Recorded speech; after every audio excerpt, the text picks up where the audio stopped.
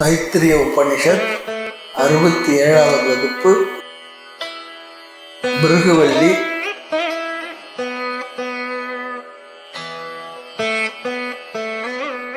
ஒன்பதாவது அணுவாக்கம். அன்னம் பகு குர்வீத தத் வ்ரதம் பிருத்திவி வா அன்னம்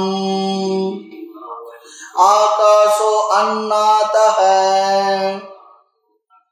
பிருத்திவ்யாம் ஆகாஷஹ பிரதிஷ்டிதஹ ஆகாஷே பிருத்திவி பிரதிஷ்டிதா ததேதத் அன்னமன்யே பிரதிஷ்டிதம் சய ஏதத் அன்னமன்யே பிரதிஷ்டிதம் வேத பிரதிஷ்டதி. அன்னவான் அன்னாதோ பவதி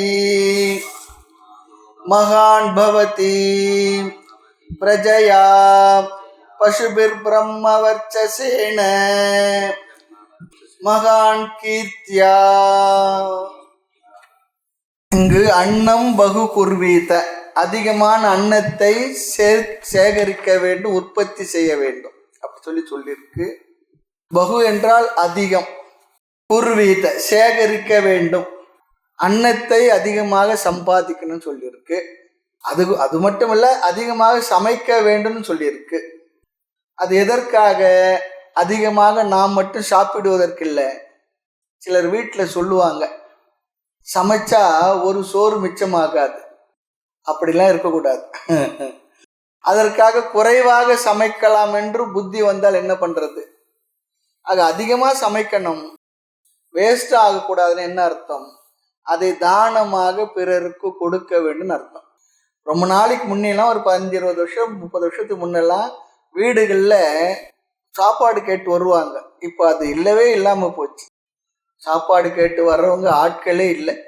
இந்த தேசம் அன்னதானத்துக்கும் விருந்தோம்பலுக்கும் பேர் பெற்ற தேசம். விருந்தோம்பலுக்கு விசேஷமான முக்கியத்துவம் கொடுக்கப்பட்ட தேசம். விருந்தோம்பல் ஒரு அதிகாரமே வச்சிருக்கார் திருவள்ளுவர் திருக்குறள்ல. இருந்தோம்பி இல்வாழ்வதெல்லாம் விருந்தோம்பி வேளாண்மை செய்தல் பொருட்டு. 2 அர்த்தத்தை நல்லா அழகா சொல்லியிருக்கார். அடுத்த அணுவாக்கத்தில் இந்த கருத்து வரும். ஆக சமைத்து மீதி வைக்கணும். காக்கா இன்னும் பறவைகள் முதலியவர்களுக்கெல்லாம் அன்னத்தை கொடுக்கணும். இந்த காலத்து வீடுகளில் காக்காவுக்கு காலையில் சாதம் வைப்பாங்க, பழைய சாதம் வச்சிருந்து வைப்பாங்க. அதுவும் கூட இப்போ இல்லை, காக்காவே இல்லை. அப்புறம் எங்கள் காக்காவுக்கு சாதம் வைக்க, இரவில் மீதியான சாதத்தில் அந்த நீர் ஊற்றி வைத்திருப்பார்கள். மறுநாள் காலையில் பழைய சாதமாக சாப்பிடுவாங்க. ஆக இந்த பகுதி முழுக்க அன்னத்தின் மகிமையை சொல்லுவது. மந்திரார்த்தத்தை பார்க்கலாம். பகு குர்வீத, அதிகமாக அன்னத்தை சேர்க்கணும், உற்பத்தி ஆக்கணும், சமைக்கணும்னு சொல்றார். இது ஒரு விரதம் ஆக்க வேண்டும். பொதுவாக சொல்றாங்க, இந்த தேசத்தினுடைய வளங்களை எல்லாம் முறைப்படுத்தி ஒழுங்குபடுத்தினால் இப்பொழுது நாம் செய்கின்ற உற்பத்தியை விட, உணவு உற்பத்தியை விட இன்னும் அதிகமாக உற்பத்தி செய்யலாம். உலகத்தில் உள்ள பாதி மக்களுக்கு அன்னதானம் பண்ணலான்னு சொல்றாங்க. அவ்வளோ வளம் இருக்கு. என்ன வளம் இல்லை இந்த திருநாட்டில் சொல்றது உண்மைதான். அதை முறைப்படுத்தணும், செய்யணும். அது மட்டும் இல்லை, விளையிற தானியத்தை நம்ம முறையாக உபயோகப்படுத்துகிறோம்னா அதுவும் இல்லை. உற்பத்தி செய்த அரசாங்கம் ப்ரிக்யூர் பண்ணுற தானியங்கள் எல்லாம் சரியான கிடங்குகள் இல்லாததுனால அங்கங்கே மழையினாலும் வெயிலினாலும் எலி முதலியவர்களினாலும் வீணாகி கெட்டு போகுது. சாப்பிட்றதுக்கு லாய்க்கு இல்லாத ஆகிடுது. இப்போ ஒரு சமீபத்தில் ஒரு பேப்பரில் நம்ம தகவல் பார்த்தோம். அப்போ அந்த அன்னம் உற்பத்தி செய்த நெல்லெல்லாம் எவ்வளோ வேஸ்ட் இல்லையா? அவ்வளோ பொறுப்பின்மை. பணமும் வேஸ்ட்டு, தானியமும் வேஸ்ட்டு. விளைஞ்ச தானியம் மறுபடியும் விளையுமானா, மறுபடியும் வேற விளையும். ஆனால் அந்த தானம் போனது தானே. அது எவ்வளோ பெரிய ஒரு கிரிமினல் வேஸ்ட் சொல்றாங்க பாருங்க. அது போல அன்னத்தை வீணாக்க கூடாது. ஆக பிருத்திவி வா அன்னம் ஆகாசோ அன்னாதக. ஆக இங்கு ஆகாசமும் பூமியும் உபாசனைக்கு எடுத்துக்கொள்ளப்படுகின்றது. அன்னம் அன்னாத பிரதிஷ்டா பிரதிஷ்டிதக, இந்த உபாசனம் சொல்லி பார்த்தோம். பிருத்திவி வா அன்னம், முதலில் பிருத்திவி அன்னம், ஆகாச என்பது அன்னாதக. பிருத்திவியை ஒடுக்கி கொள்வது, உண்பது எதுவோ அது அன்னாதக, அந்த அர்த்தத்தில் பார்த்தோம். இதுவும் ஏற்கனவே பார்த்த கருத்து தான். பிரளய காலத்தில் பிருத்திவியானது, இந்த பூமியானது ஆகாசத்துக்குள் ஒடுங்குகின்றது. ஆகவே ஆகாசக அண்ணாதக ரிசால்வர் சொல்லி பாருங்க, தன்னுள் ஒடுக்கி கொள்கின்றது. இது ஒன்று. பிற்பாடு பாருங்க, பிருத்திவி அன்னம் அது ஒடுக்கப்படுவது. ஆகாசத்தில் இந்த பிருத்திவி ஒடுங்குகின்றது, ஒடுங்கி விடுகின்றது. ஆக இந்த அடிப்படையில் பிரளய காலத்தில் பிருத்திவி ஆகாசத்தில் ஒடுங்குவதால், பிருத்திவி ஒடுக்கப்படுவதனால் அது அன்னம். ஆகாசம் அண்ணாதக தன்னுள் ஒடுக்கிக் கொள்கின்ற காரணத்தினால். ஆக பூமி அன்னம், ஆகாசம் அண்ணாதக. இனி ஒரு உபநிஷத்து இந்த கருத்தை மறுபடியும் உபநிஷத்து மாற்றி சொல்லலை, இங்க அதை நாம் சேர்த்துக்கணும். ஆகாசம் அன்னம், பிருத்திவி அண்ணாதக அப்படியே மாறிடுது. ஆகாசம் அன்னமாகி விடுகின்றது, பிருத்திவி அந்த ஆகாசத்தை விழுங்குவதாக அப்படி சொல்லி ஒரு அர்த்தம். அண்ணாதக எதன் அடிப்படையில் என்றால் ஏதோ ஒரு நியாயம் சொல்லி ஆகணும். ஆகவே ஆகாசத்தை அன்னத்தை பிருத்திவி சாப்பிடுவதால் பிருத்திவி அண்ணாதக. ஆக எப்படி நம்ம வயிற்றுல ஆகாசம் இருக்கு, அதனால தான் சாப்பிட்ட உடனே என்ன ஆகின்றது, செரிமானம் ஆகுது, மறுபடியும் சாப்பிட முடிகின்றது, ஆகாசம் உருவாகி விடுகின்றது. ஆகவே ஆகாசத்தை உணவு பிருத்திவியானது சாப்பிடுகின்றதாம், அல்லது நிறைக்கின்றது, அல்லது அதை ஆகாசத்தை இந்த உணவானது சாப்பிட்டு விடுகின்றது, நிறைக்கிறது, அப்படிதான் அர்த்தம். ஆக ஆகாசம் கொல்லப்படுவதால் அதில் ஒடுங்குவதும் அது அன்னம் என்று சொல்லப்படுகின்றது, நிறைக்கப்படுகின்றது. ஆகாசத்துல அன்னம் அந்த பூமியானது நிறைக்கின்றது ஆகாசத்தை. ஆக பிருத்திவியாம் ஆகாசக பிரதிஷ்டிதாக. இது உபாசனைக்காக சொல்ற விஷயம், மந்திரத்துல வர்றதுனால சுருக்கமா நம்ம பார்த்துட்டோம். இதுக்கு முன்ன சென்ற வகுப்புல கொஞ்சம் விரிவாக பார்த்துருக்கு. ஆக பிருத்திவி தாங்குகின்றது, சப்போர்ட்டர். ஆகாசத்தை பிரதிஷ்டிதாக முன் சொன்னது போலவே பிருத்திவி தாங்குகின்றது, கண்டெய்னர். ஆமா. ஆக நம்முடைய வயிற்றுக்குள் இருக்கக்கூடிய ஆகாசம் இருக்கு, அது உள்ளே இருப்பதனால் அது தாங்கப்படுவது. ஆகாச பிருத்திவி பிரதிஷ்டிதா மாறி இருக்கு இந்த இடத்துல. ஆகாசம் என்றால் பிரதிஷ்டா, பிரதிஷ்டா தாங்குகின்றது, பிருத்திவி தாங்கப்படுவது. அதனால இங்க பிருத்திவி தாங்கப்படுவது, பிரதிஷ்டிதா. ஆக இது காரணக்காரி அடிப்படையில் பிரதிஷ்டா பிரதிஷ்டிதக என்ற அர்த்தத்துல இங்க ஒரு உபாசனையான சொல்லப்படுகிறது. அன்னம் அண்ணாதக பிரதிஷ்டா பிரதிஷ்டிதக. இத்துடன் இந்த பிரதிஷ்டிதா பிரதிஷ்டிதா என்ற இந்த உபாசனை இருக்கு பாருங்க, அது நிறைவடைகின்றது. மீதி உள்ள சொற்கள் எல்லாம் முன்பு பார்த்து அதே சொற்கள் தான் ரிப்பீட் ஆகியிருக்கு. வேத சொன்னா இந்த இடத்துல இப்படி யார் தியானிக்கின்றார்களோ சக அவர் வாழ்வில் பிரதிஷ்டிதை பிரதிஷ்டதி நிலை பெறுகின்றான். பிரதிஷ்டா நம்ம வார்த்தை நம்ம கேள்விப்பட்டிருப்போம். ஒரு தெய்வ சிலையை கொண்டு அதனோட பீட்டத்துல அழகாக மந்திர யந்திரங்கள்லாம் செய்து அது மேல அமர வைத்து அஷ்டபந்தம்லாம் பண்ணுவோம். அது போல அதை பிரதிஷ்டை பண்றது அசையாமல் இருக்க வைக்கிறது. அது போல இந்த இடத்துல இவ்விதம் யார் தியானிக்கின்றான் அவன் நிலை பெறுகின்றான். இதில் அன்னவான் அன்னத்தை உடையவனாகவும் அண்ணாதக உணவை அனுபவிப்பவனாகவும் பவத்தி ஆகின்றான். நிறைய அன்னம் கிடைச்சாலும் சாப்பிட்றதுக்கு சக்தி வேணுமே, ஆற்றல் இருக்கணுமே. இல்லை டாக்டர் சாப்பிடக்கூடாது சொல்லிட்டு என்ன பண்றது? வாழ்க்கையில அப்படிதான். அதாவது சாப்பிட்றதுக்கு உடம்புல தெம்பு இருக்கும்பொழுது உணவு சரியா கிடைக்காது, சாப்பிட்றதுக்கு நிறைய உணவு கிடைக்கும் போது உடம்பு அதுக்கு தயாரா இருக்காது. இது ரெண்டுமே மிஸ்மேட்சிங்கா தான் இருக்கு வாழ்க்கையில. ஆக பவதி ஆகின்றான், பிரஜையா சந்ததியினாலும் பசுபிகி பசுக்களாலும் பிரம்ம வர்ச்சசேன தேஜசாலும் மகான் பவதி மேன்மை அடைகின்றான், கீர்த்தியா புகழினாலும் மகான் மேன்மை அடைகின்றான். இப்படி இந்த பிரதிஷ்டிதா பிரதிஷ்டித உபாசனை செய்பவன் தாங்குவது தாங்கப்படுவது ஒன்று அன்னமாகின்றது, அந்த அன்னத்தை ஒடுக்குவதாக இருக்கின்றது. இப்படிப்பட்ட இந்த உபாசனை செய்பவனுக்கு நிறைய அன்னம் கிடைக்கும். அன்னம் கிடைக்கிறதோடு அதை அனுபவிக்கக்கூடிய சக்தி கிடைக்கும். பிறகு பிரஜைகள் அவர்கள் கிடைப்பார்கள், நிறைய செல்வம் இருக்கும், நல்ல உயர்ந்த ஒரு நிலையில் அவன் கீர்த்தியுடன் வாழ்வான். இப்படி இந்த மந்திரம் சொல்லி முடிக்கின்றது. அடுத்து 10வது அணுவாக்கம். ந கஞ்சன வசதோ பிரத்யாசக்ஷீத தத்வ்ரதம் தஸ்மாத்யயா கயா ச விதயா பக்வன்னம் பிராப்னுயாத் அராத்யஸ்மா அன்னம் மித்யாசக்ஷதே ஏதத்வை முகதோ அன்னம் ராத்தம் முகதோ அஸ்மா அன்னம் ராத்யதே ஏதத்வை மத்யதோ அன்னம் ராத்தம்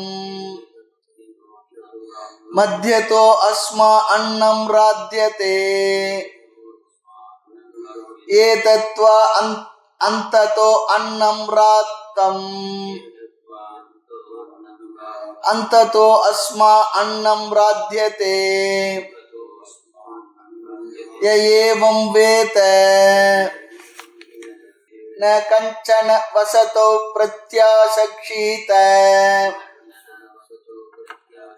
தத்வ்ரதம் தஸ்மாத்யயா கயா ச விதயா பக்வன்னம் பிராப்னுயாத்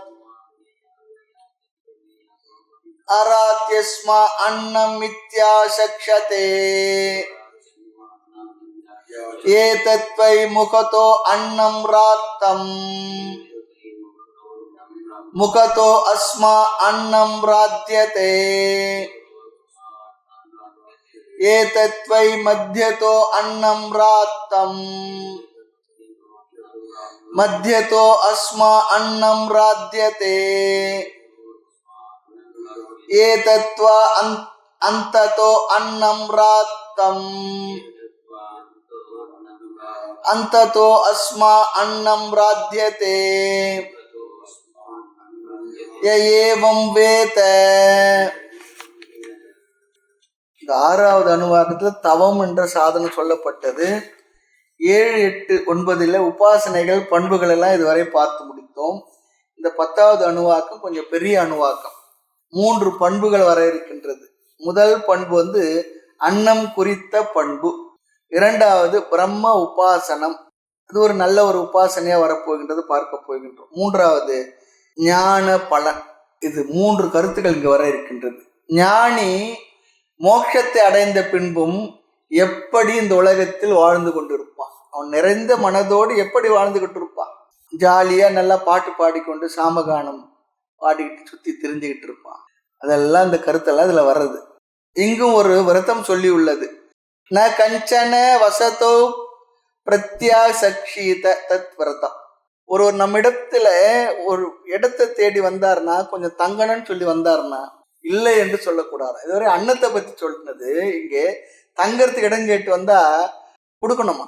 அதனால்தான் பாருங்க, நம்ம வேத மந்திரங்கள், இந்த கருத்து, இந்த வாழ்க்கை மொழி தாக்கம் இந்த தேசம் முழுக்க இருந்திருக்கு. அந்த காலத்துல லாட்ஜ் இல்லை, எங்கேயோ ஒரு இடத்துல சத்திரம் இருக்கும்.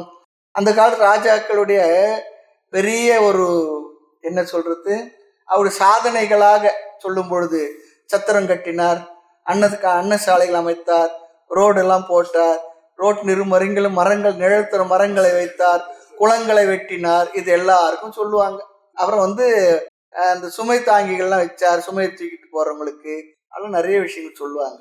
அதுபோல யாராவது நம்ம இடத்துல வீடு தேடி எனக்கு தங்கறதுக்கு இடம் வேணும்னா கொடுக்கணுமா. அதனாலதான் வீட்டுக்குள்ள இல்லை என்றாலும் கூட வீடுக்கு முன்னே திண்ணை இருக்கும், திண்ணையில படுக்க வச்சிருப்பாங்க, சாப்பாடு கேட்டா கொடுக்கும். இந்த தேசத்துல கல்ச்சர் இதெல்லாம் நம்ம வேத மார்க்க வாழ்க்கை முறை தான், சனாதன தர்மத்தில் சொல்லப்பட்ட விஷயங்கள் தான். ஆக வசத்தோ வசிக்க அவர்கள் தங்குவதற்காக வந்தால் ந பிரத்யாசக்ஷீத மறுக்க கூடாதான், தங்க இடம் கொடுக்கணுமா. இந்த காலத்துல இதை கடைபிடிக்க முடியுமான்னா அப்படிலாம் கேட்கக்கூடாது. முந்தையெல்லாம் அப்படிதான் இருக்கும். பள்ளிக்கூடம் லீவ் விட்டாங்கன்னா தாத்தா வீட்டுக்கு போவோம், அத்தை வீட்டுக்கு போவோம், அக்கா வீட்டுக்கு போவோம்.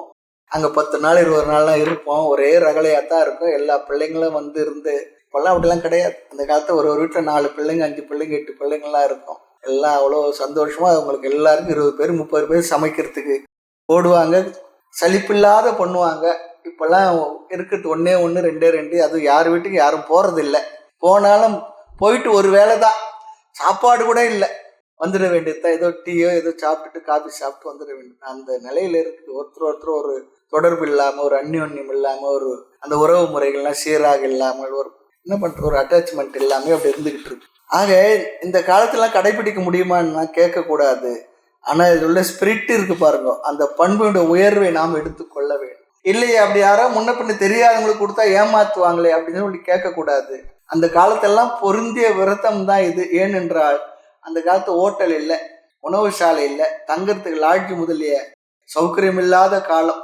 எங்கேயோ வழிப்போக்கர்கள் வந்தாங்கன்னா அவங்க எங்கே வர்றாங்களோ அந்த இடத்துக்கு கிராமங்களில் வந்தால் அங்கே எதுனா ஒரு பொதுவான இடம் இருக்கும், சாவடி ஏதோ இருக்கும், அங்கே இருந்தாங்கன்னா அந்த ஊர் பெருமக்கள் அவங்கள வரவேற்று உபசரித்து சரி இங்கே தங்குங்க சொல்லி வீடுகளில் இருந்தால் உணவு சமைச்சு கொடுப்பாங்க. இல்லை இருக்கிற வீடுகளில் இருக்க உணவு சென்று கொண்டு வந்து அவங்களுக்கு சாப்பாடு கொடுத்து அவங்கள தங்கறதுக்கு சௌகரியப்படுத்தி காலையில் போயிட்டு வாங்கன்னு சொல்லி அனுப்புகிற ஒரு பழக்கம்லாம் இந்த நாட்டில் இருந்தது. அதோட கூட கிராமங்களில் யாரும் ஒரு புது ஆள் போயிடவே முடியாது. யார் போனாலும் அந்த சில பெரியவங்களாம் உட்கார்ந்துட்டு எங்கே எந்த ஊர்லேருந்து வரீங்க, யார் வீட்டுக்கு போகிறீங்க எல்லாம் விசாரித்து தான் அனுப்புவாங்க, என்கொயரிலாம் முடிச்சு தான் அனுப்புவாங்க. அதில் திருடர் பயம் கூட கிடையாது, எல்லாம் அவங்களே பார்த்துக்கிட்டாங்க. இன்றைக்கும் கூட இந்த நாட்டில் வெளிநாடுகள் இருக்கிறது போல காவல் நிலையங்களோ காவலர்களோ அவ்வளோ அதிகமாக ஒன்றும் இருக்கலை. காரணம் என்னென்னா அவரவர்களே கட்டுப்பாட்டோடு ஒரு சமுதாய கட்டுப்பாடு, கிராம கட்டுப்பாடு, ஒழுக்க முறைகளோடு வாழறதுனால அவ்வளோ தேவை இருக்குல்ல. சட்ட ஒழுங்கெல்லாம் பாதுகாக்கிறது இந்த தேசம் இயற்கையாகவே அதெல்லாம் நம்முடைய தர்மத்தில் அமைஞ்சிருக்கு. ஆக உணவு விற்பனைக்கு இல்லாத காலம், உணவு விற்கக்கூடாது என்ற தர்மம், அது சாப்பாடு விற்கிறது அடையப்பா. இன்னைக்கு அதுதான் பெரிய இண்டஸ்ட்ரியா இருந்துகிட்டு, உணவு விற்பனைக்கே இல்லை. என் குழந்தைங்களுக்கு பாலே கூட கிராமங்களில் குழந்தை பால் சொல்லிட்டு கொடுப்பாங்க, பைசாவே வாங்க மாட்டாங்க. ஒரு வீட்டில் இருந்து இன்னொரு வீட்டுக்கு கொடுப்பாங்க, இன்னொரு வீட்டில் இன்னொரு கொடுப்பாங்க, எல்லா வீட்டும் பசு மாடெல்லாம் இருக்கும் கொடுப்பாங்க.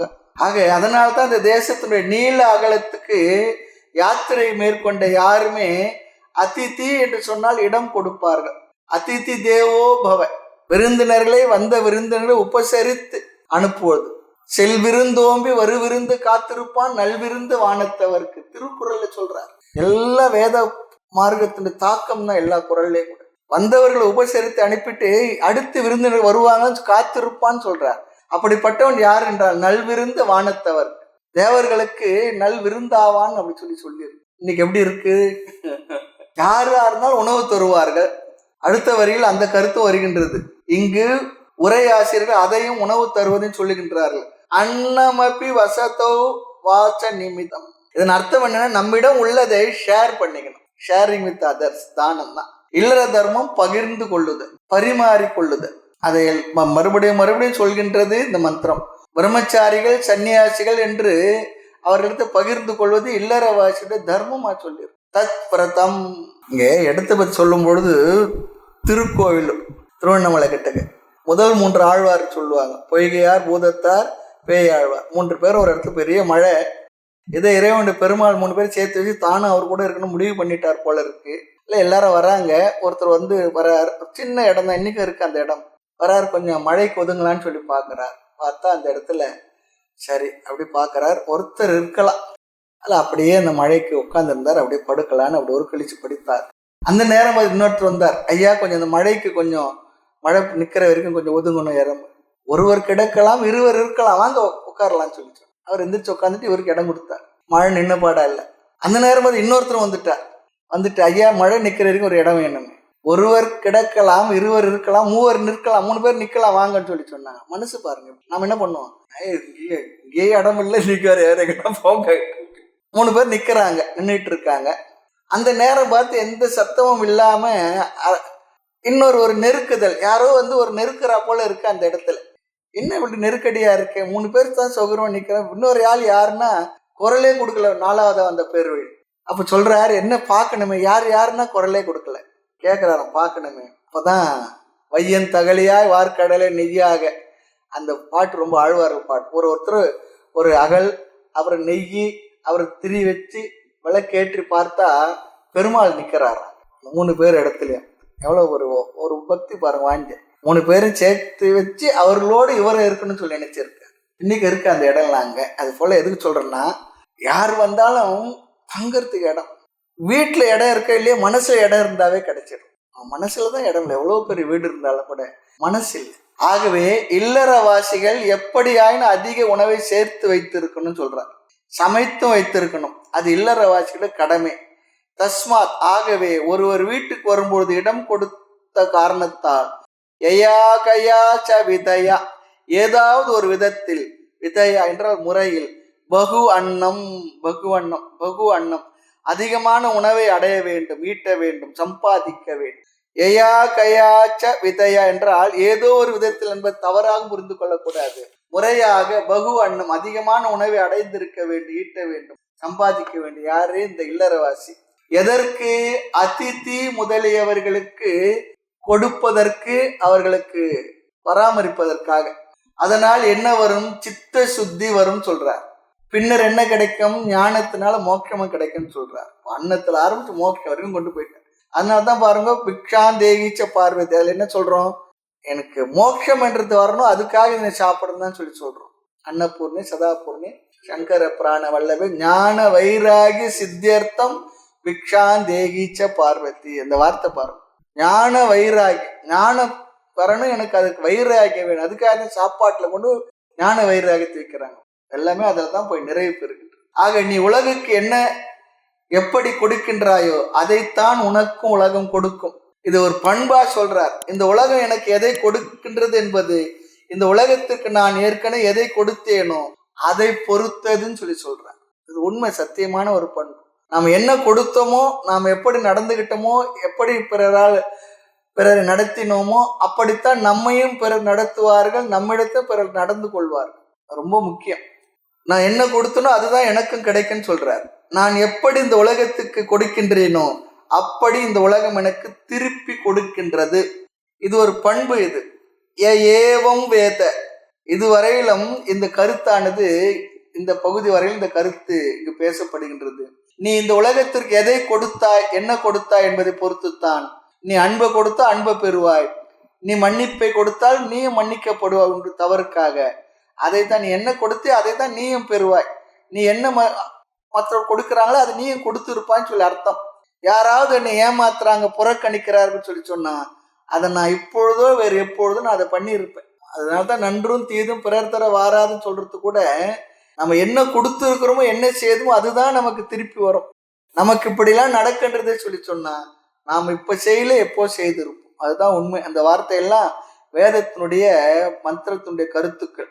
ஆகவே உலகம் என்பது நம் முன் இருக்கிற கண்ணாடின்னு சொல்றார், பிரதிபிம்பம். நாம் உலகுக்கு எதை கொடுத்தோமோ, என்ன கொடுத்தோமோ அப்படியே திரும்பி வருகின்றது என்கின்றது உபநிஷத். அன்பை கொடுத்தா அன்பை பெற்று இருப்ப.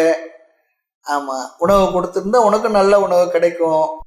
இல்ல ஒரு ஆதரவு கொடுத்தா உனக்கு ஆதரவு கிடைக்கும். இல்லைன்னா அப்படிதான். உலகம் எதை தருகின்றதோ, எவ்விதத்தில் தருகின்றதோ, எப்படி தருகின்றதோ அதை அவ்விதம் நாம் இதற்கு முன்பு கொடுத்திருப்போம் சொல்றார். இவைகள் நம்மால் தேடப்பட்டது. இதெல்லாம் என்ன? நம்மால் தேடப்பட்டதுதான். இது யார் சொல்றா? உபநிஷத் சொல்லுகின்றது. ஆராத் அஸ்மா அன்னம் இத்தியாசக்ஷதே. ஆராத் சொன்னா சம்சித்தம், தயாராக இருக்கின்றது, செய்யப்பட்டிருக்கின்றது. எது? அன்னம், உணவு. உணவு சாப்பிடும் நிலையில் தயாராக செய்யப்பட்டிருக்கின்றது சொல்றார். யாருக்கு? அஸ்மா, இவருக்கு உணவானது தயாராக இருக்கின்றது என்று ஆசக்ஷத்தை கூறுகின்றார்கள். யார் கூறுகின்றார்கள்? நாம் சேர்த்துக் கொள்ள வேண்டும். வித்வாம்சக, அறிவை உடைய இல்லறத்தார்கள் இவ்விதம் கூறுகின்றார்கள் என்று நாம் சேர்த்து கொள்ளணும். ஒரு வீட்டுக்கு வந்தால் அவரிடத்துல இப்படி பேசணுமா, இப்படி கூறுவார்களாம். என்ன? அவருக்கு உணவு தயாராக இருக்கின்றது சொல்லணுமா. வாங்க சாப்பிடுங்க, சாப்பாட்டுல ரெடியா இருக்குன்னு சொல்லணுமா. சாப்பிட வரீங்களான்னு கூப்பிடக்கூடாதான், சாப்பிடுங்களான்னு கேட்க கூடாதான். சாப்பிடுறீங்களான்னா வேண்டாம் தான் சொல்லுவாங்க, சாப்பிடுங்க சொல்லணும். ஆமா, இங்க ஆசிரமத்து ஒரு ஐயா இருந்தார், ராமூர்த்தி ஐயான்னு சொல்லி. அவர் சாப்பிட வரீங்களான்னா அப்படி கூப்பிடாதீங்க, சாப்பிட வாங்கன்னு சொல்லி கூப்பிடுங்க, சாப்பிட வரீங்களான்னு கூப்பிடாதீங்கன்னு. ஆமா, உண்மைதான், சாப்பிடுங்கன்னு சொல்லணும். ஆசக்ஷதே கூறுகிறார்கள் என்று உபநிஷத் கூறுகின்றது. வீட்டுக்கு வருபவர்களுக்கு உணவளித்து தங்கம் இடம் கொடுக்க வேண்டும் என்று சிஷ்டாச்சாரத்தை பிரமாணமாக சாஸ்திரம், இந்த உபநிஷத்தானது கூறுகின்றது, வழிகாட்டுகின்றது. இதெல்லாம் யார் செய்கின்றார்கள்? ஞானத்தை உடைய கிரகஸ்தர்கள் இவ்விதம் கூறுகின்றார்கள், பெரியவர்கள், மகான்கள்.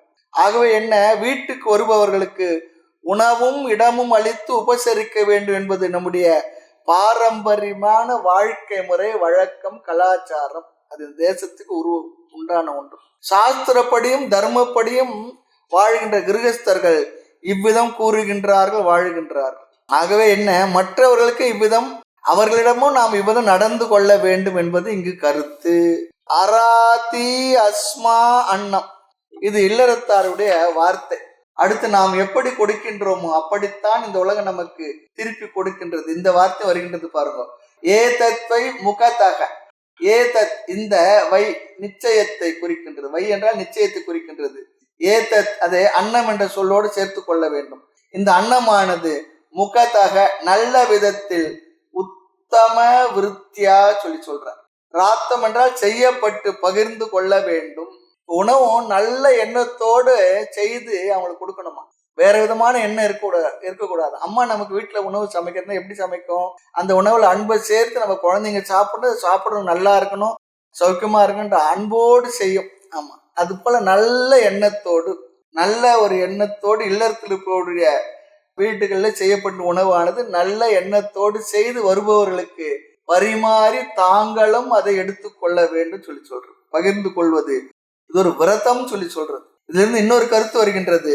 இல்லறத்தில் இருப்பவன் தான் உணவும் கொடுக்க வேண்டும் தன்னை நாடி வருபவர்கள். எனவே அதற்கு அவன் உணவை சேமித்து வைத்திருக்க வேண்டும். ஆகவே அடுத்த வரையில் சொல்கின்றது பாருங்க. ஆகவே நீ அதிகமான பொருளை சேர்த்து வைத்திருக்க வேண்டும். இது இல்லறத்தில் இருப்பவர்களுக்கு கடமை.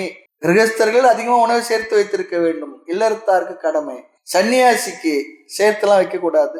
சரி, அந்த சன்னியாசி ஆசிரமத்தில் இருக்கிறவராக இருந்தா என்ன ஆகணும்? அதனால்தான் அன்னபானேச்சு சர்வத்தா, எப்போதும் அன்னபானை நிறைஞ்சிருக்குன்னா வருபவர்களுக்கு கொடுக்கறதுக்காக, சிஷியர்களுக்கு படிக்க வருபவர்கள் கொடுக்க வேண்டும் அப்படிலாம் இருந்து கொண்டு பகவான் பார்த்துக்கிட்டாரு, நடந்துகிட்டு இருக்கு. தஸ்மாத் ஆகவே, அதாவது ஒருவருக்கு தங்க இடம் கொடுக்கின்ற காரணத்தினால் யயா கயா ஏதாவது ஒரு விதத்தில் விதயா முறையில் பகு அன்னம் அதிகமான உணவை பிராப்னுயாத் அடைய வேண்டும், சம்பாதிக்க வேண்டும். ஏதோ ஒரு விதத்தில் என்று சொல்லி உள்ளது. அதை கவனமாக இங்கு நாம் புரிந்து கொள்ள வேண்டும்.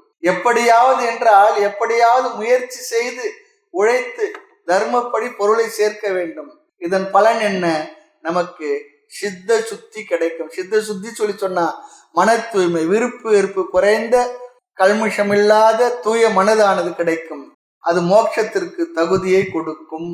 இனி ஒரு முக்கியமான பண்பு, நீ எதை உலகிற்கு கொடுக்கின்றாயோ அதை அப்படியே உலகம் உனக்கு திருப்பி கொடுக்கின்றது. ஆக இந்த உலகம் எனக்கு எதை கொடுக்கணும்?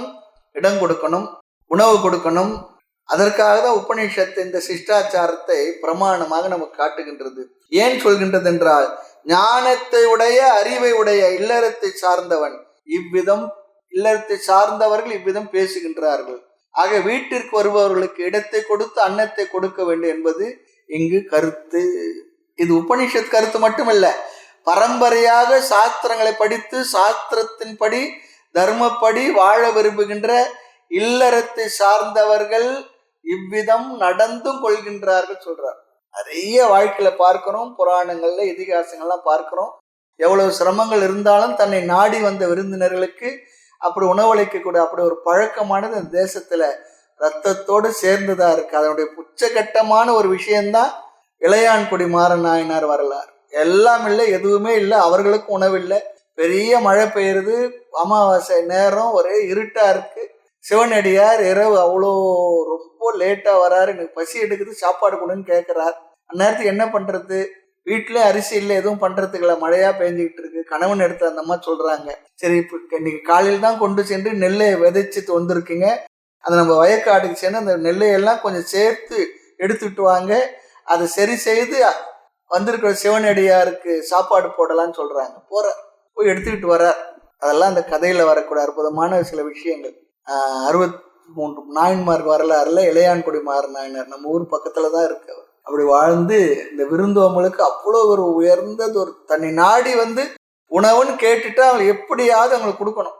அதனால்தான் கோயில் முதல் கொண்டு சுவாமிங்களுக்கு நைவேத்திய பிரசாதம் நாம கொடுத்துதான் சாப்பிட போறாரெல்லாம் இந்த வேதாந்தெல்லாம் அங்க பேசக்கூடாது.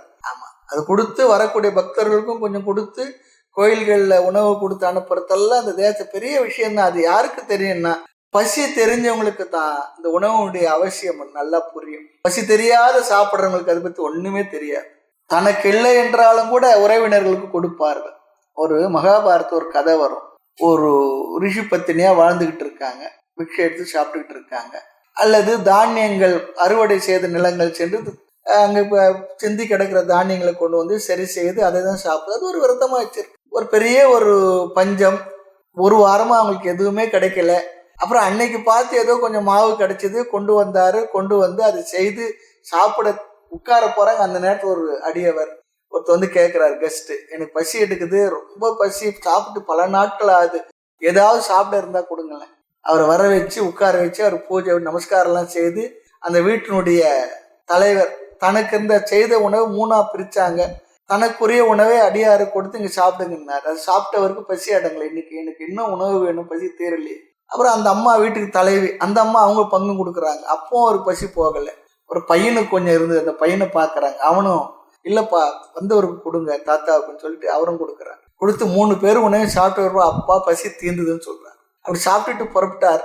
புறப்படும் போது அந்த கை அழும்போது மற்ற இடத்துல அங்கே சிந்திருந்த அந்த உணவு கொஞ்சம் விழுந்து கிடந்ததுதான். அதுல ஒரு அணில் வந்து ஓடி வந்து தன் உடம்பு அப்படி இப்படி பரட்டிச்சான். அது அப்படியே தங்கக்கோடு போல விழுந்ததுன்னு சொல்லுவாங்க. அதன் பிற்பாடு தர்மராஜா பெரிய அஸ்வமேத யாகம் செய்து அங்கே சாப்பிட்டு போற இடத்துல அவங்க எல்லாம் வந்து அந்த உணவெல்லாம் சிந்திருக்க இடத்துல அந்த அணில் விழுந்து விழுந்து எந்திரிச்சுதான், ஒன்னே ஆகலையா. இதுல இருந்து என்ன தெரியுதுன்னா அங்க கொடுக்குற அந்த மனோநிலை பாவனை. நானே 7 நாள் பட்டினியா இருக்கு, இப்பதான் கிடைச்சிரு, நீங்க வேற வந்தீங்களே, சொல்லவே இல்லை. 3 பேருமே கொடுத்தாங்க. அது இவ்வளவு பேர் அஸ்வமேத யாகத்துல கூட இல்லையா அந்த புண்ணியமான அந்த உணவுடைய தன்மை. அதெல்லாம் இந்த தேசத்துல நாம் பிறரோடு பகிர்ந்து கொள்ள வேண்டும். அந்த உணவை என்பதுல ரொம்ப விசேஷமான சொல்லப்பட்ட விஷயம், நல்ல உயர்ந்த ஒரு பண்பு. ஆக இவ்விதம் மற்ற கிரகஸ்தர்களும் நடந்து கொள்ள வேண்டும்.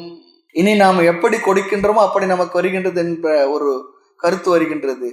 ஏதத்வை முகதோ அன்னம் ராத்தம். ஏதத் இந்த வை நிச்சயத்தை குறிக்கின்றது.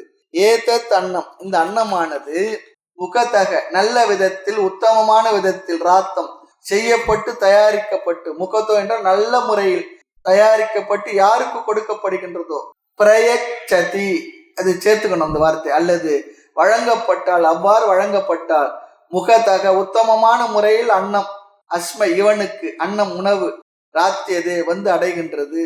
இவர் எப்படி பிறருக்கு அப்படி செய்து கொடுக்கின்றார், அப்படிப்பட்டவருக்கு நல்ல முறையில் செய்யப்பட்டான்னா இவருக்கும் வந்து அமைகின்றது, கிடைக்கின்றது சொல்லி சொல்றார். ஆக இந்த அன்னம் உத்தமமான விதத்தில் செய்யப்பட்டு உத்தமமான விதத்தில் ஒருவருக்கு கொடுக்கப்பட்டால் அதே போல உத்தமமான விதத்தில் இவருக்கும் அன்னம் வந்து அடையும், கிடைக்கும்.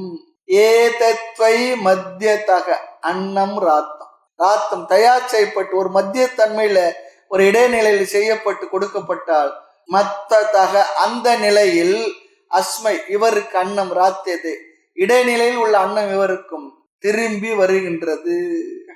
அதே போல ஏ தத்துவா வாவை இந்த ஏ தத்துவா வாவை இந்த அன்னம் அந்த தக மிக கீழான அவமானப்படுத்தப்பட்டு செய்யப்பட்டு கொடுத்தால் இவருக்கும் மிக கீழாக அவமானப்படுத்தப்பட்ட அன்னமானது இவருக்கும் வந்து அடைகின்றது, கொடுக்கப்படுகின்றது. பார்க்குறோம் சார் நிறைய வீடுகள்ல மற்ற இடத்துலலாம் வீட்டில் வேண்டாதவங்க இருந்தாங்கன்னா அவங்களுக்கு சாப்பாடு போடுறதே ஒரு மாதிரி போட்டு அப்படி தள்ளி விடுறது, ஒரு மாதிரி போடுறது, அதெல்லாம் அவர்களை அவமானப்படுத்த கொடுக்கறது. வேற வழி இல்லைன்னா என்ன பண்றது, உயிரை காப்பாத்திக்கிறதுக்காக பசியை போக்கிக்கிறதுக்கு அவமானப்படுத்தப்பட்டு கொடுத்தாலும் சாப்பிட்டு தான் ஆகணும். சாப்பிட்ற நிலையில இருக்கும், என்ன பண்ணுவாங்கப்பா, அப்படிலாம் இருக்கு. அப்படி கிடைக்கும். அது காரணம் அது அவங்க இல்லை, நாம தான் சொல்றார். ஆக இங்கு உபனிஷத் உணவு பற்றி பேசுவதனால அன்னத்தையே உதாரணமாக பேசி வருகின்றது. நாம் அனைத்தையும் இதில் எடுத்துக்கொள்ளலாம். உயர்ந்த நிலையில், மத்தியம நிலையில், இடைநிலையில், கடைநிலையில் கொடுத்தால் எந்த நிலையில் நாம் கொடுக்கின்றோமோ அந்த நிலையில் தான் நமக்கும் அப்படியே திரும்ப கிடைக்கின்றது. பகவான் கீதையில தானத்தை 3 விதமா பிரிக்கிறார். சாத்விக தானம், ராஜச தானம், தாமச தானம் என்று. ஆக இங்க விளக்க ஆசிரியர் சொல்றார், முகத்தக என்றால் சாத்விகமான தானம், முறையாக அமர வைத்து நமக்கு அன்பாக அந்த உணவானது நமக்கு கொடுக்கப்படுகின்றது, பரிமாறப்படுகின்றது. ஆக நாம் எதை விதைக்கின்றோமோ அதைத்தான் நாம் அறுவடை செய்வோம். இது சாதாரண கருத்தாக இருந்தாலும் இதுவே பேருண்மைன்னு சொல்லுகிறேன். கருத்து சாதாரண கருத்து இல்லை, இதுதான் பேருண்மை. நான் எப்படிப்பட்டவனாக எப்படிப்பட்டவர்களாக இருக்கின்றோமோ அப்படிப்பட்டதாகத்தான் இந்த உலகமும் இருக்கும், என்னோட பார்வையும் இருக்கும். எல்லாரும் நம்ம ஏமாற்றினால் நாம ஏமாற்றி இருப்போம். நான் பொய் சொல்லியிருந்தா என்னிடத்துல மற்ற வந்து பொய் சொல்லுவாங்க. ஆக நான் எப்படி நடந்து கொள்கின்றோனோ இந்த உலகமும் அப்படித்தான் நம்மிடம் நடந்து கொள்ளும். ஆக ஒருவருக்கு எவ்வளவு மரியாதை கொடுக்கின்றோமோ அவ்வளவு தூரம் அவர்கள் எனக்கு மரியாதை கொடுப்பார்கள். அதே போல பிறரிடம் அன்பாக நாம் எப்படி நடந்து கொண்டுள்ளோமோ அதே போல அவர்கள் நம்மிடமும் நடப்பார்கள். அவர்கள் என்னிடம் எப்படி நடந்து கொண்டார்களோ அவர்கள் அப்படி நடந்து கொண்டார்கள், இப்படி நடந்து கொண்டார்கள் என்று நாம் வருத்தப்பட்டோம் சொல்லி சொன்னார். அதற்கு காரணம் நாம் தான் சொல்லிடுறோம். அப்படி நாம் எப்படி நடக்கின்றோமோ அப்படித்தான் அவர்களும் நம்மை நடத்துவார்கள். முக்கியமான கருத்து இதெல்லாம். இதுல என்ன பிரச்சனை சொல்லி சொன்னா, முதலில் அவர்கள் அப்படி நடக்கட்டும், நான் எப்படி நடந்து கொள்கின்றேன், அவர்கள் அப்படி செய்யட்டும், நான் அப்படி செய்கின்றேன்னு சொல்லுவாங்க. இதுக்கு ஒரு முடிவே இல்லை. நாம முதலில் நடக்கணும், அவ்வளவுதான். அதுதான் இங்க முக்கியம். ஆக உலகம் நம்மிடம் எப்படி நடக்கின்றது, நம்ம எப்படி நடத்துகின்றது என்பது உலகிற்கு நாம் என்ன நடத்தினோம், எப்படி நடத்தினோமோ, என்ன செய்தோமோ அதை பொறுத்தது. இங்கு அன்னத்தை பற்றி சொல்லியுள்ளது. இந்த பிறவியில் நன்றாக அன்னம் கிடைத்தது சொல்லி சொன்னா, போன பிறவியில் அதிக நாம கொடுத்தவர்களாக இருப்போம். இந்த பிறவியிலும் கூட நம்ம கொடுத்திருக்கலாம், அது பிறகு நமக்கு வந்து சேர்கின்றது. ஏவம் வேத, இவ்விதம் யார் வாழ்கிறார்களோ அவர்கள் புண்ணியத்தை அடைகின்றார்கள். ஏவம் வேத, இந்த உண்மையை தெரிந்து யார் நல்ல உணவை மக்களுக்கு கொடுக்கின்றார்கள், நல்ல உணவு முறையாக தயாரித்து கொடுப்பது, அந்த வாய்ப்பெல்லாம் நமக்கு இருந்ததுன்னா அதை ஒரு தெய்வீக வாய்ப்பாக நினைச்சு நாம் அதை கொடுக்கணும். ரொம்ப முக்கியம். நாம் நம்ம இடத்துல இருக்க சக்தியை, திறமையை அல்லது ஆற்றலை அல்லது நம்முடைய உழைப்பை கொடுப்பதற்கு ரொம்ப யோசித்தோம், கஞ்சத்தனம் பண்ண வச்சுங்களேன், மற்றவர்களும் நம்ம இடத்துல அப்படிதான் நடந்து கொள்வார். மற்றவர்களும் அவர் அப்படிதான் நடந்து கொள்வார். உழைக்கிறதுக்கோ மற்றதுக்கோ அல்லது பிறருக்கு எதையாவது செய்வதற்கோ கொடுப்பதற்கோ கஞ்சத்தனமே இருக்கக்கூடாது. அது ரொம்ப அழகா சொல்றார். நம்ம இடத்துல நம்ம கஞ்சத்தனம் வெச்சம் சொல்லி சொன்னா நம்மையும் பிறர் கஞ்சத்தனமாக நடத்துவார்கள். ஏவம் வேத, இந்த உண்மையை தெரிந்து யார் நல்ல உணவை மக்களுக்கு கொடுக்கின்றார்களோ அவர்கள் புண்ணியத்தை அடைகிறார்கள். வேத அறிவது மட்டும் இல்லை, இந்த உண்மையை அறிந்து யார் மற்றவர்களுக்கு உணவை கொடுப்பார்களோ அவர்கள் புண்ணியத்தை அடைகின்றார்கள். காமியமான ஆசை இருந்தால் புண்ணியத்தையும், நிஷ்காமியமாக அவர்கள் அதை செய்தால் சித்த சுத்தியையும் அடைகின்றார்கள். அவர்கள் மோட்சத்துக்கு தயாராகின்றார்கள். பிரம்மவித்து ஆப்னோத்தி பரம் என்ற பிரம்மத்தை அறிவதற்கான யோக்கியதையை அவர்கள் அடைகின்றார்கள். அல்லது மனதில் உள்ள ராகத்வேஷங்கள் அவர்களை விட்டு சென்று விடும். இதுவரை பண்பு. கேம வாசி முதல் பிரியே அப்பிரிய பிராத்ருயாக அதுவரை இந்த 10வது அணுவாக்கம் எல்லாம் வரப்போகின்றது. இனி உபாசனை வரப்போகின்றது, அதையும் பார். 10வது அணுவாக்க தொடர்ச்சி. க்ஷேம இதி வாசி யோகக்ஷேம இதி பிராணாபானயோஹ கர்மேதி ஹஸ்தயோஹ கதிரிதி பாதயோஹ விமுக்திரிதி பாயௌ இதி மானுஷி சமாஜ்ஞாஹ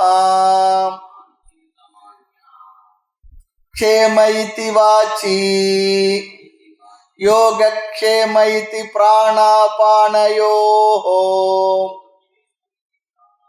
கர்மேதி ஹஸ்தயோஹ கதிரிதி பாதயோஹ விமுக்திரிதி பாயௌ இதி மானுஷி சமாஜ்ஞாஹ. இனி உபாசனை வருகின்றது. ஒரு நல்ல உபாசனை பிரம்ம உபாசனை. பிரம்ம சொல்லி சொன்னா பரம்பொருள், ஈஸ்வரன் சொல்லி அர்த்தம். உபனிஷத்துல அல்லது சங்கர பாஷ்யத்துல பிரம்ம அல்லது ஈஸ்வரன் என்ற சொல்லுக்கு அதிக வேறுபாட்டை காட்டாமல், வேறுபாட்டை கொடுக்காமல் பிரம்ம என்றே இந்த வார்த்தையானது சொல்லப்பட்டு வருகின்றது. பிரம்மத்திற்கும் ஈஸ்வரனுக்கும் உள்ள வேறுபாடு என்ன சொல்லி பார்த்தா, பிரம்மத்தை நாம் பொதுவாக சத்தியம் ஞானம் அனந்தம் பிரம்ம என்ற லட்சணத்தில் பார்த்தால் அது நிர்குண பிரம்மத்தை குறிக்கின்றது. சுத்த நிர்குண பிரம்மத்திடம் மாயா தத்துவமானது சேரும் பொழுது அந்த பிரம்மத்தை நாம் ஈஸ்வரன் என்று சொல்லுகின்றோம். மாயா சகித பிரம்மன் ஈஸ்வரன், மாயா ரகித ஈஸ்வரன் பிரம்ம. ஆனா பொதுவா பிரம்ம என்ற வார்த்தையை தான் பொதுவா பயன்படுத்தி இருக்கின்றார். நாம அந்த இடத்துக்கு தகுந்தாற் போல இந்த பிரம்ம என்ற வார்த்தையை அது சகுண பிரம்மமா நிர்குண பிரம்மமா ஈஸ்வரனை குறிக்கின்றதா மாயையோடு சேர்ந்த பிரம்மத்தை சொல்கின்றதா என்று நாம் அந்த இடத்துல அர்த்தத்தை புரிந்து கொள்கின்றோம். ஆக பிரம்மன் இந்த உலகத்துக்கு காரணம் சொல்லி சொன்னா அந்த பிரம்மன் ஈஸ்வரன் அல்லது சகுண பிரம்மன் குண விசிஷ்ட பிரம்மன் என்றும் நிர்குண பிரம்மத்தை பிரம்ம என்றும் நாம் பயன்படுத்தி வருகின்றோம். நிர்குண பிரம்மத்தையும் பிரம்ம என்று சொல் குறிக்கின்றது, சகுண பிரம்மத்தையும் பிரம்ம என்ற சொல்லானது அந்த இடத்திற்கு ஏற்றாற் போல அர்த்தப்படுத்தப்படுகின்றது. ஆனால் சங்கரருடைய விளக்கத்திலே அல்லது உபனிஷத்துக்களில் 2 பிரம்மத்திற்கும் பொதுவாக பிரம்ம என்று சொல்லே பயன்படுத்தப்படுகின்றது. நிர்குண பிரம்மத்துக்கும் சரி சகுண பிரம்மத்துக்கும் சரி. ஆகவே தான் பாஷ்யத்தை படிக்கும்போது கவனமாக இருக்க வேண்டும். இடத்துக்கு தகுந்தாற் போல பொருள் எடுத்து கொள்ள வேண்டும். ஆக எங்கெல்லாம் உபாசனை என்று வருகின்றதோ அங்கு சகுண பிரம்ம என்று எடுத்துக்கொள்ள வேண்டும்.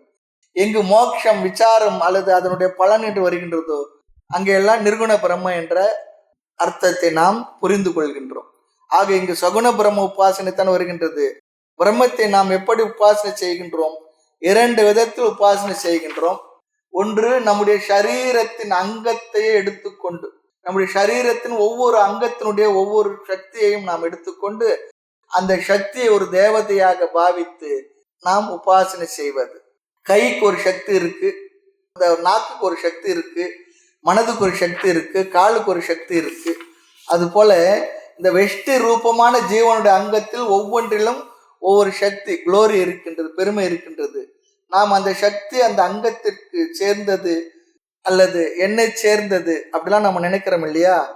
ஆகவே அந்த எண்ணத்திலிருந்து நம்மை மாற்றி இந்த உபாசனையினால் அந்த சக்தி பிரம்மனை சார்ந்தது சொல்லி நம்ம புரிஞ்சுக்கணுமா? அந்த உபாசனை பலன் அதுதான். எந்தெந்த சக்தி இருக்கோ அந்த சக்தியில என்னை சேர்ந்துன்னு நினைக்கிறோம். ஆனால் இந்த உபாசனுடைய பலன் என்ன? உபாசனையினுடைய பலன் இந்த சக்தி எல்லாம் என்னுடையதில்லை, தனி ஒரு மனிதனாக என்னுடையதில்லை, இது அந்த பிரம்மத்தை சார்ந்தது. இங்கு பிரம்ம என்பது ஈஸ்வரன். ஈஸ்வரன் எங்க இருக்கிறார் சொல்லி கேட்டா, நான் எல்லா இடத்துல இருக்கின்ற நம்ம சொல்லுவோம். எங்கேயும் நாம் பார்க்கலையே எல்லா இடத்துல இருக்கார் சொல்லி சொன்னா, எல்லா இடத்துல இருப்பவர் எந்த இடத்துல எப்படி இருக்கின்றார் என்று சந்தேகம் வரும் பொழுது இங்க சொல்லுகின்றது, நம் ஒவ்வொருவருடைய அங்கத்திலும் இருக்கின்ற சக்தியாக அந்த பிரம்மனே இருக்கின்றார். புரிஞ்சிச்சு பார். வாக்கில் பேசும் சக்தியாகும், கையில் செயல் செய்யும் சக்தியாகும், காதில் கேட்கின்ற சக்தியாகும், நாக்கில் சுவைக்கின்ற சக்தியாகும், அந்தந்த சக்தியாக அவரே இருக்கின்றார். ரொம்ப அழகா நம்ம இடத்துல இதை சொல்லி காட்டிவிட்டது. அதே போல தேவதைகள் அந்தந்த சக்தியுடன் இருக்கின்றார்கள். முதலில் மனிதனிடம் இருக்கின்ற அங்கங்கள் பேசப்பட்டு இந்த அங்கத்தில் பிரம்மன் எந்த ரூபமாக இருக்கின்றார் என்று இங்கு சொல்லப்படுகின்றது. இங்கு உதாரணமாக சில அங்கங்கள் சொல்லப்படுகின்றது. மந்திரார்த்தத்தை பார்ப்போம். கேமைத்தி வாச்சி. வாச்சி சொல்லி சொன்னா வாக்கு, நம்முடைய நாக்கு, சாப்பிடுகின்ற நாக்கு இல்லை, பேசுகின்ற கர்மேந்திரிய நாக்கு. கர்மேந்திரியமான வாக்கில் கேமக மங்கள ரூபமாக இருக்கின்றார்.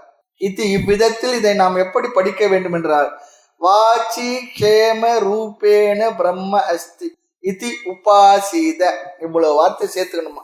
நம்முடைய வாக்கில் கேம ரூபமாக நன்மையை தருவதாக இருக்கின்ற பிரம்மனாக அவர் இருக்கின்றார்.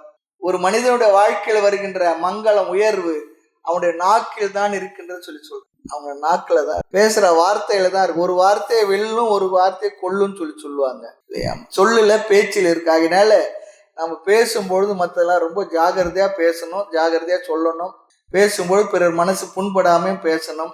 சில நேரத்தில் சில விஷயங்கள் சொல்லணும்னு சொல்லி சொன்னா, சிலர் சரி பண்றதா பேசும்போது சரி அது சங்கடப்பட்டாலும் நம்ம சொல்ல வேண்டியது சொல்லணும்னு சொல்லி சொன்னா அந்த ஸ்தானத்துல இருந்தா நம்ம சொல்லித்தான் ஆகணும். இதெல்லாம் இருந்துகிட்டு தான் இருக்கு. சில நேரத்தில் நுணலும் தன் வாயால் கெடுன்னு சொல்லுவாங்க. எப்படி என்றால், இருட்டுல மற்ற நேரத்துல அது எங்க இருக்கோ பாம்பு தேடி வர்றதுக்கு அதுவே சொல்றது, அங்க இருக்க வா வான்னு சொல்றா போல இருக்கு. சொல்லினால் வரும் குற்றம் சொல்லி சொல்றார். சுழல் வல்லன் சோர்விலன் அவனை இகழ்வெல்லல் யாருக்கு அரிதுன்னு சொல்லி சொல்றார். அல்ல வாக்கு சாத்துரியம், வாக்கு வன்மை ரொம்ப முக்கியம். பேசுறது ரொம்ப முக்கியம். ஜாகிரதையா பேச வேண்டியது இருக்கு. ஆக ஒருவனுடைய வாழ்க்கையோட உயர்வும் தாழ்வும் அவனுடைய சொல்லினால்தான் அமைந்திருக்கு. சொல்லுதான். ஆக வாக்கில் லட்சுமி அல்லது மங்களம் இருக்கின்றது சொல்லி சொல்றார். ஒருத்தர் பாடினார் பழைய பாட்டு ஒண்ணு, அம்மா தாயே கலைவாணி நீ என் நாவை காப்பாய். அது ஒருத்தர் மாத்தி பாடினார், அம்மா தாயே கலைவாணி நீ என் நாயை காப்பாய். அவருக்கு பாவம், நாவை எடுத்து நாயை காப்பாய் பார்த்ததால. ஆக இந்த ரூபமாக பிரம்மன் இருக்கின்றது. வாக்கினால் தான் இந்த உலகில் மரியாதையை நம்ம சம்பாதிக்கணும். நம்ம பேசுறது, நடந்துக்கிறது, நம்முடைய தன்மை, இதெல்லாம் வச்சுதான் நம்மை பிற விரும்புவார்கள், நேசிப்பார்கள், நம்மை நடத்துவார்கள். அதுக்கு காரணம் நாம தான் என்னை நீ எப்படி நடத்த வேண்டும் என்பதை சொல்லி கொடுக்கின்றோம். ஆக இங்க வாக் தபஸ் மங்களம். யோகக்ஷேம இத்தி பிராணா பான யோகோ. பிராணன் அபான இவைகளிடத்தில் பிராணன் வெளியே விடுகின்ற காற்று, அபானன் உள்ளே இருக்கின்ற காற்று. இதில் யோகம். இந்த யோகம் என்றால் அடையாததை அடைதல், க்ஷேமம் என்றால் அடைந்ததை காப்பாற்றி வைப்பது. பிராணன் என்றால் உள்ளே போனது வெளியே வரவில்லை, அல்லது வெளியே சென்றது உள்ளே வரவில்லை என்றால் என்ன பண்றது? வெளியே போனவர் திரும்பி வரலன்னா என்ன ஆச்சு? நம்ம மூச்சு வரலன்னா முடிஞ்சிச்சுன்னு அர்த்தம். அவ்வளவுதான். ஆக யோகம் க்ஷேமம் இங்க எல்லாம் எதுவுமே கிடையாது. வாழ்வே யோகக்ஷேமம் தான். என்ன, வெளியே போன மூச்சு வரணும், வந்த மூச்சு உள்ள இருக்கணும், இல்ல வந்தது வெளியும் போகணும். இதுதான் இங்க யோகக்ஷேமம் சொல்லி சொல்றார். வாழ்வே யோகக்ஷேமம் தான் சொல்றார். தேவையானது கிடைக்கணும், வந்ததை காப்பாற்றணும், ரெண்டுமே. ஆக பிராணனில் இப்படி பார்க்க வேண்டும். அடுத்து கர்ம இதி ஹஸ்த யோகோ, நம்முடைய கையில் செயல் ரூபமாக பிரம்மத்தை பார்க்க வேண்டும், உபாசிக்க வேண்டும். இந்த கைகளில் வெளிப்படுகின்ற சக்தி இருக்கு பாருங்க, அதையே பிரம்மனாக நினைத்து உபாசனை செய். கை இருந்தாதான் செயல் செய்ய முடியும். கதிரிதி கதிஹி இதி பாதயோகம். பாதயோகம் என்ற கால்களில், கதிகி என்றால் நகர்தல், கால்களில் நகர்ந்து நடந்து செல்லுதல் சக்தியாக பிரம்மனே இருக்கின்றார். நல்லா நடக்க முடியுதுன்னா நம்ம கிட்ட பிரம்மன் இருக்கிறார். மெதுவா நடந்தாலும் அவர் தான் இருக்கிறார். அந்த அளவு தான் வெளிப்படுறாரு சொல்லி அர்த்தம். வயதான பொழுது கால் இருக்கு, நடக்கும் சக்தி போய்விட்டது இல்லையா. விமுக்திரிதி பாயோகோ, பாயோ சொல்லி சொன்ன ஆசன வாயில், மலத்தை வெளியேற்றலும் சக்தியாக இந்திரியமாக கர்மேந்திரியம் இதில் வெளியேற்றும் சக்தியாக இருக்கின்றார். இதி மானுஷி சமாஜ்ஞாக, இது இவ்விதம் மானுஷி மனிதர்களின் உறுப்புகளில் சம்பந்தப்பட்ட சமாஜ்ஞாக உபாசனைகள் தியானங்கள். அத்த மேலும் தெய்வி சமஷ்டி தேவதா சம்பந்தமான உபாசனைகள் இனி வரப்போகின்றது. இனி சரீரத்திலிருந்து சமஷ்டிக்கு செல்லுகின்றது. அத தெய்வீஹி திருப்திரிதி விருஷ்டௌ பலமிதி வித்யுதி யச இதி பசுஷு ஜோதிரிதி நக்ஷத்ரேஷு பிரஜாதிர அமிர்தமானந்த இத்துபஸ்தே சர்வமித்யாகாஷே அத தெய்வீஹி திருப்திரிதி விருஷ்டௌ பலமிதி வித்யுதி யச இதி பசுஷு ஜோதிரிதி நக்ஷத்ரேஷு பிரஜாதிரம் அமிர்தமானந்த இத்துபஸ்தே சர்வமித்யாகாஷே. அத்த மேலும் தெய்வி சமஷ்டி தேவதா சம்பந்தமான உபாசனைகள். மழை என்றால் அந்த இயற்கை அல்லது மழைக்கு தேவதை. திருப்திரிதி விருஷ்டோ, விருஷ்டோ சொல்லிச்சுன்னா ரெயின். இதுல பிரம்மன் திருப்தி ரூபமாக இருக்கின்றார். மழை பெய்யும் பொழுது அதை பார்ப்பதே ஒரு மகிழ்ச்சி தானே. இந்த மழையில் மகிழ்ச்சி ரூபமாக பிரம்மன் இருக்கின்றார். இந்த குழந்தைங்களாம் பாருங்க, மழையில போய் நல்லா நனையும். நமக்கு பெரியவங்க சளி பிடிச்சிடும், ஜுரம் வந்துடும், வான்னு சொல்லுவோம். ஆனா அதுங்களுக்கு என்ன, அவ்வளவு சந்தோஷமா மழையில சந்தோஷமா விளையாடிட்டு இருக்கு. ஒரு ரொம்ப நாளைக்கு முன்ன படிச்சது, ஒரு அப்பார்ட்மெண்ட்ல ஒரு தாத்தா பேர குழந்தைய ஜன்னல் வழியா அந்த மழை பெய்யறத காட்டிக்கிட்டு இருக்கார். அந்த குழந்தை அந்த அப்பார்ட்மெண்ட்டு கீழே கிரவுண்ட் ஃப்ளோர்ல அந்த அப்பார்ட்மெண்ட்டு வாட்ச்மேன், அவருடைய பேர குழந்தை. அந்த பேர குழந்தையோட அந்த மழையில் அவ்வளோ நனைஞ்சிக்கிட்டு, குழந்தையும் அந்த பேர குழந்தை சந்தோஷமா தாத்தா மழையில் நினைறாங்க. இந்த அப்பார்ட்மெண்ட்ல மேலே இருக்கிற அந்த தாத்தா இடத்த இந்த பேர குழந்தை கேட்குது, நானும் அப்படி போய் மழையில் நனைஞ்சு விளையாடுறேன். இல்லை போகக்கூடாது, ஏன்னு சொல்லி கேட்குறேன். எதுக்கு சொல்றேன்னு சொல்லிச்சுன்னா, நாம அப்படி பொத்தி வளர்க்குறோம். அந்த குழந்தைய மழையில் அந்த தாத்தாவும் வாட்ச்மேன் தாத்தாவும் அந்த குழந்தையும் அந்த மழை நீர்ல அவ்வளவு சந்தோஷமா குதிச்சு விளையாடி சந்தோஷப்படுது. அது போல இடத்துல மழை பெய்யும் பொழுது அதை பார்ப்பதே ஒரு மகிழ்ச்சி. இந்த மழையில் மகிழ்ச்சி ரூபமாக பிரம்மன் இருக்கின்றார். காரணம், மழையானது உணவை கொடுக்கின்றது. அதனால் உனக்கு நன்கு என்ன வாழ்த்து சொல்கின்றோம், அல்லது அந்த மழையினால உணவு நன்கு விளைந்து நாம் அதை உண்டு நன்கு வாழ்கின்றோம் அப்படின்னு எடுத்துக்கலாம். பலமிதி வித்யுதி, வித்யு சொல்லி சொன்னா மின்னல், பலம் சக்தி. பலம் ரூபமாக மின்னலில் இருக்கு. மின்னல்ல அதனுடைய மின்னலுடைய சக்தியாக அவர் இருக்கின்றாராம். இந்திரனுடைய ஆயுதம் என்ன, மின்னல். அதுதான் சொல்லுவாங்க. அனுபவத்தில் கூட மின்னல் சக்தி வாய்ந்ததுதான். எச்ஐதி பசுஷு, பசுஷு சொல்லி சொன்னா ஆடு மாடு போன்ற மிருகங்கள். எசக என்றால் கீர்த்தி, மிருகங்களில் கீர்த்தி ரூபமாக இருக்கின்றார். அந்த காலத்தெல்லாம் பசுவைத்தான் சொத்து பொருளாக சொல்லுவார்கள். ஆக அந்த பசுஷுவில் தன ரூபமாக பிரம்மன் இருக்கின்றார். அந்த ஆணிரைகளில் அவர் தன ரூபமாக செல்வமாக இருக்கின்றார் இந்த பிரம்மன். பணம் இருந்தா புகழ்தானே வரும். கீர்த்திக்கும் காரணம் என்ன, தனம் தான். ஜோதிரிதி நக்ஷத்ரேஷு, நட்சத்திரங்களில் ஜோதி ரூபமாக இருக்கின்றார். சூரியன் உட்பட எல்லா நட்சத்திரங்களும் இதுதான். இதுவரை சமஷ்டி சொல்லப்பட்டது. வெஷ்டியை முன்னே சொன்னாலும் கூட ஒரு வெஷ்டி, ஒரு தனித்தன்மையான இண்டிவிஜுவல் விஷயம் இங்கே வருகின்றது. அதனால் மனித அங்கத்தில் இந்த உபாசனை சேர்த்து கொள்ளணும். எப்படி? பிரஜாதீர அமிர்தம் ஆனந்தக இத்தி உபஸ்தே. உபஸ்தே என்றால் உற்பத்தி இந்திரியத்து. இதுல 3 குணங்கள் சொல்லப்படுகின்றது.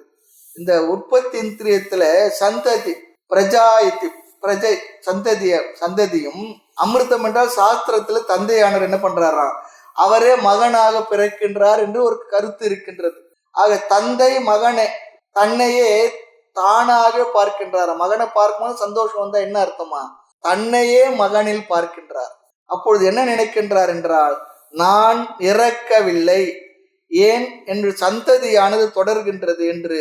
இவ்விதம் அமிர்தம் சொல்லி சொன்னா தொடர்ச்சிக்கு உபஸ்த இந்திரியம் காரணமாகின்றது. 2. 3வது ஆனந்தக, லௌகீக ஆனந்தம். இதற்கும் உபஸ்த இந்திரியம் கருவியாக இருக்கின்றது. இந்த ரூபமாக பிரம்மன் இருக்கின்றார். இனி சமஷ்டி அனைத்துமான ஆகாசத்தை பிரம்மனாக பார்க்க வேண்டும். காரணம், ஆகாசம் அனைத்திற்கும் இடம் தருகின்றது. ஆக எல்லா ரூபமாக பிரம்மனே ஆகாசத்தில் இருந்து கொண்டிருக்கின்றார். இப்படி ஒரு உபாசனையை இந்த மந்திரமானது, இந்த அணுவாக்கு நமக்கு அழகாக சொல்லிக் கொடுக்கின்றது. நம்மிடம் உள்ள அனைத்து சக்திகளையும் பிரம்ம ரூபமாக பார்த்தல். கீதையினுடைய 10வது அத்தியாயத்துல அதுதான் விபூதி, அதுதான் சொல்றார். நானே அனைத்துமாய் இருக்கின்றேன், எல்லா பெருமை சக்தி என்னை சார்ந்தது சொல்லி சொன்னார். ஆகவே இங்கே பகவான் அவதாரம் அவர் அப்படி சொல்றார். இங்கே ஒவ்வொரு அங்கத்திலும் இருக்கின்ற பெருமையை நம்ம என்ன பண்ணணுமா, பிரம்மனை சார்ந்தது என்று நாமும் உபாசனை செய்ய வேண்டும். ஆகவே எதுவுமே இந்த உலகத்துல மேல் கீழானது அப்படிலாம் இல்லை. ஆகவே தான் எல்லா இந்திரியங்களும் இங்கு எடுத்து கொள்ளப்பட்டது. மீண்டும் உபாசனை வருகின்றது. இந்த உபாசனைக்கு எல்லாம் பலன் சொல்லப்படவில்லை என்றால் இங்கு நாம் புரிந்து கொள்ள வேண்டும். பொதுவாக இதற்கு ஒரு நியதி இருக்கின்றதா. என்ன? யதா உபாஸ்தே ததா பவத். நாம் எப்படி எதை உபாசிக்கின்றோமோ அந்த பலன் நமக்கு வருகின்றது. இது ஒரு சாதாரண நியமம். எங்கெல்லாம் உபாசனைக்கு பலன் சொல்லப்படவில்லையோ அங்கெல்லாம் இப்படி நாம் பொருள் கொள்ள வேண்டும். இது ஒரு சாதாரணமான நியமம் என்று நாம் புரிந்து கொள்ள வேண்டும். ஆகவே வாச்சி சொல்லி சொன்னா கேமம், இந்த வார்த்தையெல்லாம் உபாசனை செய்தால் கேமமானது கிடைக்கும். ஆகவே சொல்லுவாங்க, யாரோடு நீ சம்பந்தப்படுகின்றாயோ, எவர்களுக்கு நீ தொண்டு செய்கின்றாயோ, யாராக நீ ஆக விரும்புகின்றாயோ அப்படியே நீ ஆவாய், ஆகின்றாய். இது ஒரு அருமையான வார்த்தை. இது இந்த நியதியின்படி எந்த அங்கத்தை நாம் தியானம் செய்கின்றோமோ அந்த சக்தியாக நாம் ஆகின்றோம்.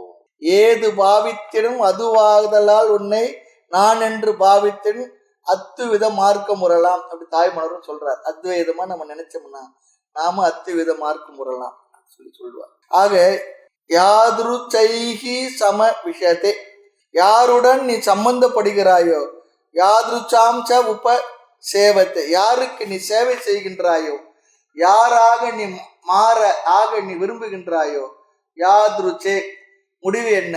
தாத்ரு பவதி புருஷக, அவராகவே நீ ஆகின்றாய். யாரிடம் நாம் தொடர்பு வைக்கின்றோமோ, யாராக நாம் வாழ விரும்புகின்றோமோ, யாராக நாம் மாற விரும்புகின்றோமோ, யாருக்கு நாம் சேவை செய்கின்றோமோ, யாரை தியானிக்கின்றோமோ அவராக நாம் ஆகி விடுகின்றோம்.